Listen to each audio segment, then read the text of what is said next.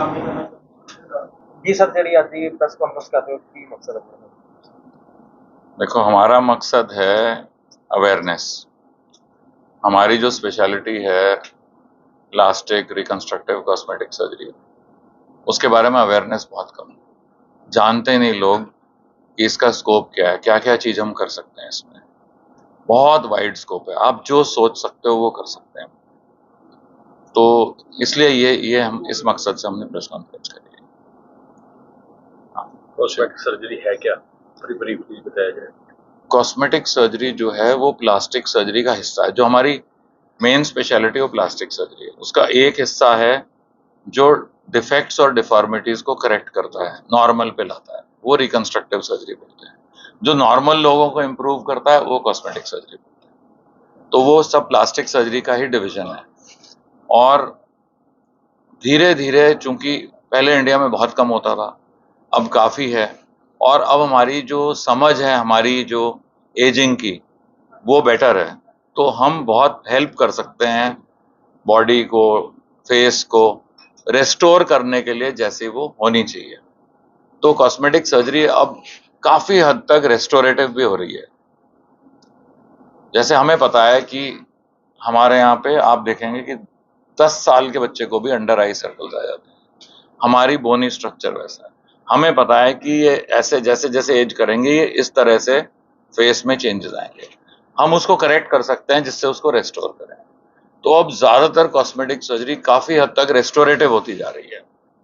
सिर्फ जो लोग, जिनके फीचर्स कुछ ऐसे हैं जो कि बाकी उनके पॉपुलेशन के जैसे नहीं है, समझ लो किसी की नोज बहुत दबी है या बहुत ऊंची है, उनको अपने पियर्स की तरह करने के लिए हम ये नहीं सोचते कि भाई सुंदर कर रहे हैं, हम चाह रहे हैं कि वो और लोगों जैसे दिखाई दे। जैसे हेयर ट्रांसप्लांट है, आज की तारीख में आप देखेंगे 20, 22, 24 साल की उम्र से बच्चों के हेयर लॉस होना शुरू हो जाता है। तो उसको अगर हम हेयर ट्रांसप्लांट करेंगे तो उसको वैसा बनाएंगे जैसा वो नॉर्मली दिखना चाहिए था, ठीक है ना। तो अब जो है कॉस्मेटिक प्रोसीजर्स की भी यूटिलिटी, जो यूजफुलनेस है, जो उसका फायदा है, वो हमारे चीजों को रेस्टोर करने के लिए towards the rest of the population, उनके जो पियर्स है, उनके साथ की जो उस समाज के लोग हैं उन जैसे दिखे। तो इस तरह से हो गया। तो सर, कैंसर पीड़ितों के लिए जैसे आपने बताया कि वरदान साबित होती है, क्या उसके बाद में लाइफ टाइम तक अगर कैंसर पीड़ित होता है उसकी सर्जरी होती है तो वो लाइफ टाइम सही रहती है? देखो, मैं कैंसर का बताता हूँ आपको। 2-3 तरह के कैंसर हैं जो जिनमें हम रिकंस्ट्रक्शन करते हैं, प्लास्टिक सर्जरी का काम है। सबसे पहला है ओरल कैंसर, मुंह के अंदर पान मसाला, स्मोकिंग, टोबैको च्यूइंग, चूना कत्था, इन सब से होता है। उसमें क्या होता है, जब कैंसर होता है तो गाल का एक हिस्सा निकालते हैं, कई बार हड्डी भी निकालनी पड़ती है। अगर आपने सारी बीमारी निकाल दी तो यहाँ पे इतनी टिश्यूज की गैप बची। हम कहीं से वो टिश्यूज लेते हैं, हम पैर से लेते हैं या पैर की जो हड्डी होती है नीचे उससे लेते हैं, और उसमें अब यहाँ से आप ऐसे ही नहीं लगा सकते, उसकी नसें साथ लेते हैं, और यहाँ जब वो नेक में नसें ढूंढते हैं और उसको फिट करके उन नसों को माइक्रोस्कोप में आर्टरी को आर्टरी से, वेन को वेन से जोड़ते हैं, तो वो खून का दौर चालू हो जाता है। तो बोन भी रिकंस्ट्रक्ट हो गई और सॉफ्ट टिश्यू भी रिकंस्ट्रक्ट। इसमें कोई साइड इफेक्ट खतरा तो नहीं रहता कि जैसे कैंसर? खतरा तो बीमारी का खतरा होता है, इलाज का खतरा कम है, बीमारी का खतरा ज्यादा है।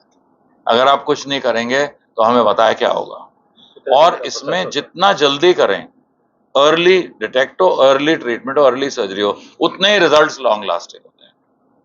तो सबसे जरूरी ये है कि जल्दी आए।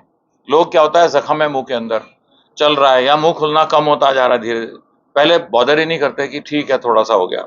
जब ज्यादा हो जाता है तब आता है, तब तक वो बहुत ज्यादा हो जाता है। तो जितना जल्दी आएंगे उतना जल्दी। दूसरा होता है कैंसर ब्रेस्ट का, छाती का कैंसर। उसमें आमतौर पे छाती निकालते थे और हम रिकंस्ट्रक्ट। अब नई टेक्निक से जैसे जैसे डिटेक्शन जल्दी हो रहा है, बहुत छोटे उसमें निकाले, तो सिर्फ एक पोर्शन निकालते हैं उसका और हम उस पोर्शन को रिकंस्ट्रक्ट। इसका मतलब मरीज सर्जरी के बाद नॉर्मल घर जाता है। ये नहीं कि मेरा शरीर का आधा हिस्सा गायब हो गया।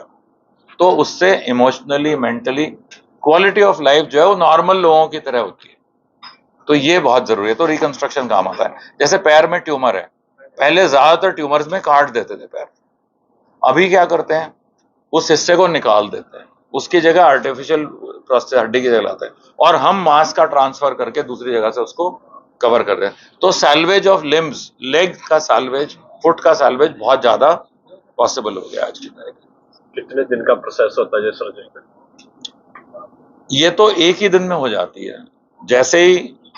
तो उसकी दो टीमें होती हैं, एक कैंसर सर्जन होता है, वो निकालने की टीम होती है, वो हट जाते हैं, हम रिकंस्ट्रक्शन की टीम में साथ आते हैं। तो एक ही स्टेज में सारा हो जाता है, उसमें शायद 6 से 12 घंटे तक भी लग जाएं, लेकिन उसी दिन पूरा हो जाता है, और करीब 2 वीक्स में सारी हीलिंग पूरी हो जाती है। सर अपोलो अवेयरनेस को लेकर कैसे काम करता है? ज्यादातर लोग जब सर्जरी करानी होती है तो तरह तरह की मन में बातें चलती हैं, डरते भी लोग। तो अवेयरनेस को लेकर अपोलो कैसे काम करता है? अपोलो कैंपेन्स भी कंडक्ट करता है। हमारी एक यूट्यूब चैनल है अपोलो की, आप देखेंगे, मेरे यूट्यूब हैं, उसमें सबसे जरूरी क्या है, आपको ज्यादातर यूट्यूब में चैनल जो मेडिकल सब्जेक्ट मिलेंगे इंग्लिश में मिलेंगे। हम क्या करते हैं, अब नेटिव लैंग्वेजेस में बना रहे हैं, हिंदी में बना रहे हैं, फिर और लैंग्वेजेस में भी ट्रांसलेट, उसकी रीच ज्यादा है, लोगों की समझ में ज्यादा आएगा। तो आप अगर विजिट करें अपोलो हॉस्पिटल की जो चैनल है, उसमें आपको यूट्यूब में वीडियोज आएंगे, आप देखें डॉक्टर कुलदीप सिंह, और आपको मिलेंगे, और भी अपोलो हॉस्पिटल के हेल्थ अवेयरनेस के वीडियोज उसमें मिलेंगे। तो वो भी साथ साथ कर रहे हैं, प्रेस कॉन्फ्रेंसेस करते हैं रेगुलर बेसिस पे। तो अवेयरनेस होना चाहिए, अवेयरनेस होगी तो पता रहेगा जल्दी जाना है, क्या करना है, क्या पॉसिबल है, फिर हम करा सकते हैं।